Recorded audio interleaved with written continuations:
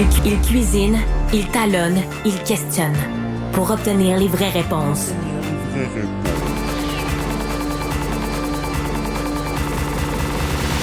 Du Trizac. Joanne Saint-Amour est avec nous, citoyenne, résidente de Québec. Madame Saint-Amour, bonjour. Oui, bonjour. Merci d'être avec nous, Mme Saint-Amour. J'ai vu passer votre espèce de calendrier de l'Avent des événements woke au Québec. Et on a un auditeur, Daniel, qui a dit, on va appeler ça le Wokipédia. Et déjà, on a des cas qui vont s'ajouter à votre liste. Mais je veux d'abord vous donner tout le crédit d'avoir pensé à dresser une liste d'événements wokistes à travers 2024. Et ça, malgré les platitudes d'André Pratt. Alors, Madame Saint-Amour, j'aimerais ça vous entendre défiler, on va prendre notre temps quand même, mais défiler votre liste. Là. Vous en avez quoi, 18-19 exemples? Oui. Alors, écoutez, je vais commencer par un que j'ai ajouté, c'est l'appropriation culturelle. Oui. L'appropriation culturelle, on se souvient, par exemple, à l'Université d'Ottawa en 2015, qu'on a annulé des cours de yoga pour les handicapés parce que c'était de l'appropriation culturelle. Alors, OK. Absolument. Allez-y, Mme Saint-Amour, parce que je veux vous suivre. Commencez avec votre numéro 1. Bien sûr. Alors, André Pratt dit que ça n'existe pas, le wokisme. Mais on a eu Slav, qui a privé Betty Bonifaci de chanter des œuvres là, qu'elle avait réunies. Et moi, je suis en contact avec Betty Bonifaci. C'est vrai? Et elle est, oui, absolument. Et vous dire comment elle a été affectée par cet événement-là, c'est pas possible. Je vais vous dire, Mme Saint-Amour, je l'ai vu, moi, Slav, avec Mme Dutrisac. Je l'ai vu avant qu'on annule ce spectacle. C'était pas un spectacle parfait, mais c'était un spectacle qui voulait dénoncer l'esclavage, qui voulait rendre hommage aux gens qui ont combattu l'esclavage. Et on a attaqué essentiellement en anglais, d'ailleurs, Betty Bonifaci, et c'est un scandale ce qui lui est arrivé à Betty Bonifaci. Mais absolument, elle a fait un travail extraordinaire et elle a une voix merveilleuse. Ouais. Il y a eu aussi Kanata, on s'en souvient. Numéro 2. Pas longtemps après, Kanata. Ariane Mouchkine, en France, le dénonçait, là, aussi, là. Parce qu'il devait passer ça au Théâtre du Soleil, en France. Ça, c'était une pièce de Robert Lepage, ça.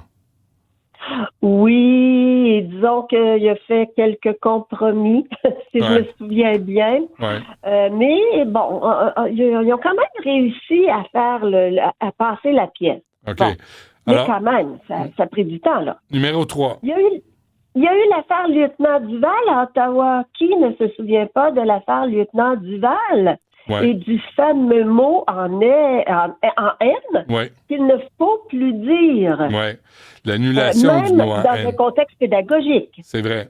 Ça, c'est numéro 4 aussi. Numéro 5, Mme Saint-Amour. Il y a eu les nombreuses accusations d'islamophobie, de xénophobie lors des accommodements religieux et ça continue. Ça continue, ces accusations-là. Il y a même eu la motion déposée par Québec solidaire sur l'islamophobie à la personne de Mme Françoise David. C'est vrai. Numéro 6. Et comme le dit si bien Jamila Benhabib, l'islamophobie, mon œil. Parce que c'est une façon, finalement, de ne pas critiquer l'islamisme, surtout. Oui, de taire tous les critiques. Ça, c'est le numéro 6. Votre numéro 7 est intéressant, là, Mme Saint-Amour.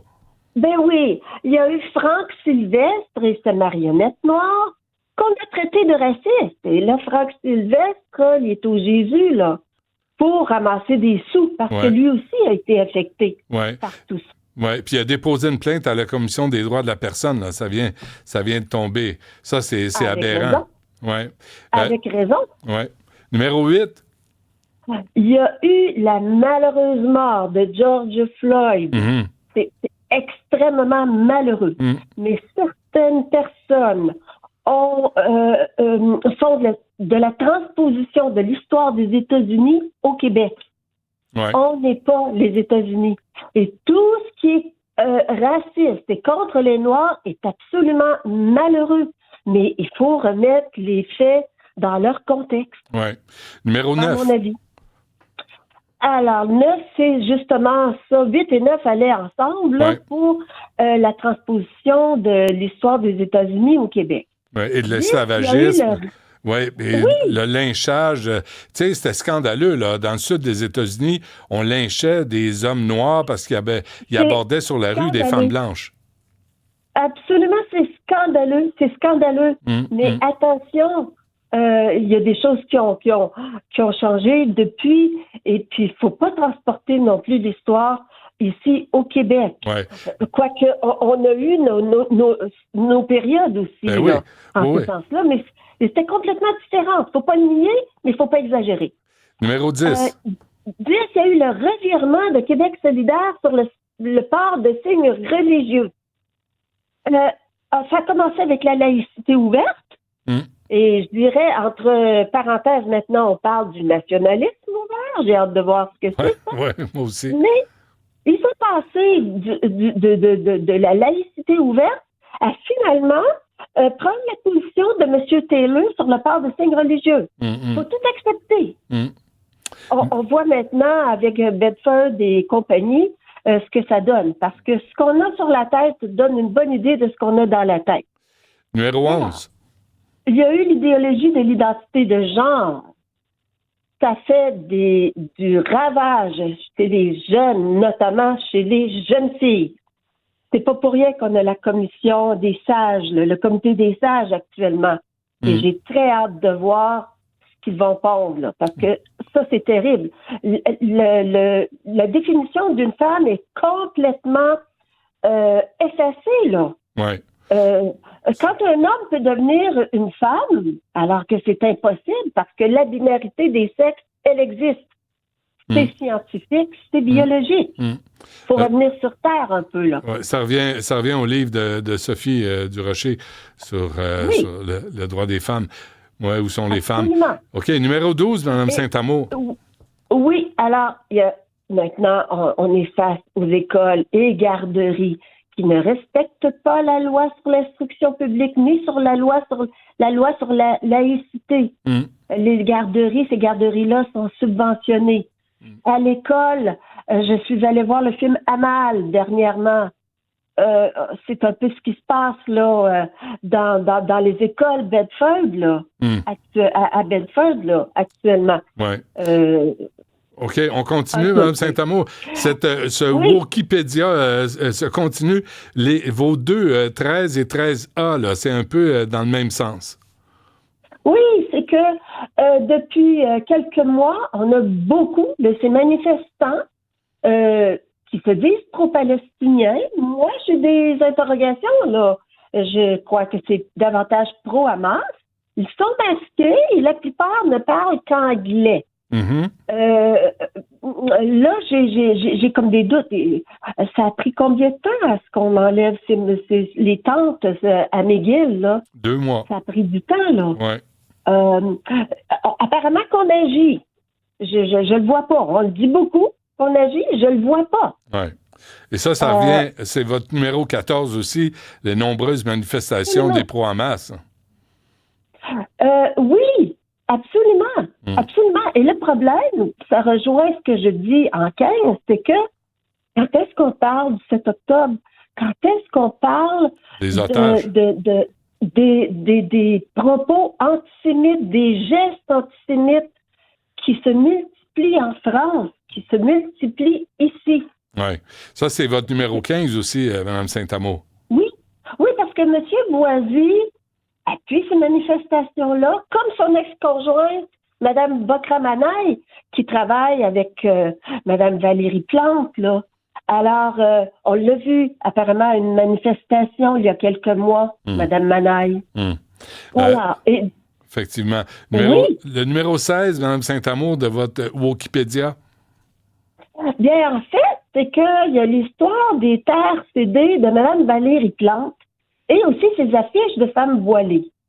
Les terres cédées, on en parle souvent, mais de toute façon, personne, comme Hélène Buzetti le dit, personne ne veut les céder, ces terres-là. Là. Alors, c'est bon de parler de tout ça. c'est noble. Ce sont des propos nobles. Mais où est-ce qu'on s'en va avec ça? D'ailleurs, l'affiche de femmes voilées, je crois qu'elle n'est pas encore enlevée à Montréal. Aux dernières nouvelles, elle ne l'est pas. Mais on va peut-être s'en occuper s'il faut qu'on s'en occupe. Peut-être les cols bleus sont trop occupés. On va envoyer Alex Moranville avec des outils s'occuper de ça. Oui, je comprends. Faites attention quand même. Oui. Alors, il y a aussi M. Boisy, dans le 17, qui court-circuite son collègue M. Clich-Rivard, c'est lui qui parle d'immigration. Mais M. Boisy s'en donne à cœur joie. On l'a vu la semaine passée. C'était des propos assez terribles et c'était des propos racistes. Il voulait parler de racisme. C'était clair et net devant la Fondation Club Avenir.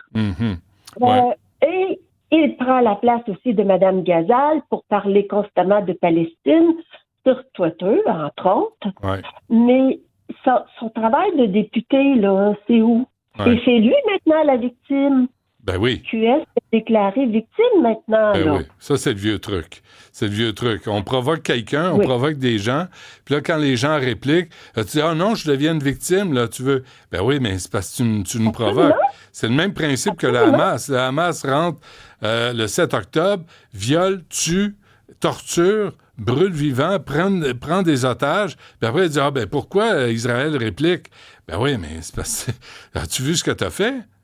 Il y a le Hamas, il y a le Hezbollah, il y a les Houthis, il y a la Syrie, il y a l'Iran. Quand les gens parlent de la Palestine, et je trouve ça extrêmement déplorable, ce qui s'y passe, c'est terrible. Regardez l'ensemble de ce qui se passe autour. Alors, il y a les fameuses microagressions, les ressentis. Ça, c'est le 18 de votre Wikipédia. Oui, les safe space. J'ai vu un magnifique safe space à Paris cet été, M. Dutrisac. C'était une cour intérieure fabuleuse devant l'hôtel de ville à Paris. Et il y avait des bancs, des tables de pique-nique. Et puis, c'était consacré aux gens qui voulaient être protégés des agressions. Luttons contre ces agressions. Mais les safe space, à mon avis, c'est quand même curieux. Alors, il y a la victimisation à outrance des minorités au détriment de la majorité. Les privilèges blancs aussi, hein? Vous voulez mettre ça sur la liste. Des privilégiés blancs, même les femmes. On en parle énormément, d'ailleurs, dans l'intersectionnalité, où on met tout dans des petites cases, là. Tout est mis dans des petites cases. Le numéro 19 de votre Wikipédia, Mme Saint-Amour? Le numéro 19, je l'ai appelé le délire EDI. Savez-vous, M. Dutrisac, qu'à l'Université Laval à Québec, on avait un bel organisme dédié aux droits des femmes qui a complètement changé de nom et qui porte le nom pour EDI. Équité, diversité, inclusion. Ah oui. Out, là, les droits des femmes. Quoi qu'ils ont quand même la charte de recherche. Oui. Mais le droit des femmes, c'est le droit des femmes. Si vous voulez aborder d'autres sujets, faites un nouveau local, une nouvelle organisation. Mais c'est pas tout qui se mélange. C'est vrai qu'on a effacé plusieurs organisations qui étaient censées protéger les femmes, en tout cas protéger les droits des femmes. Puis là, tout à coup, ça devient n'importe quoi. Mais c'est parce que les groupes n'ont pas le choix s'ils veulent avoir des subventions. Ils n'ont pas le choix. Nadia El-Mabrouk l'a déjà dénoncé d'ailleurs. C'est que si on veut des subventions, il faut déclarer comment notre projet de recherche, notre organisme va défendre EDI. Écoutez, il faut qu'on se laisse, Mme Saint-Amour, mais merci de cette initiative. Et je pense que ça va inspirer les gens à participer à notre Wikipédia. Puis, on se reparlera à un moment donné, voir s'il y a d'autres articles à ajouter à cette longue liste de Wikipédia au Québec. Il y en a, c'est sûr. Merci à vous, Mme Saint-Amour. Au revoir.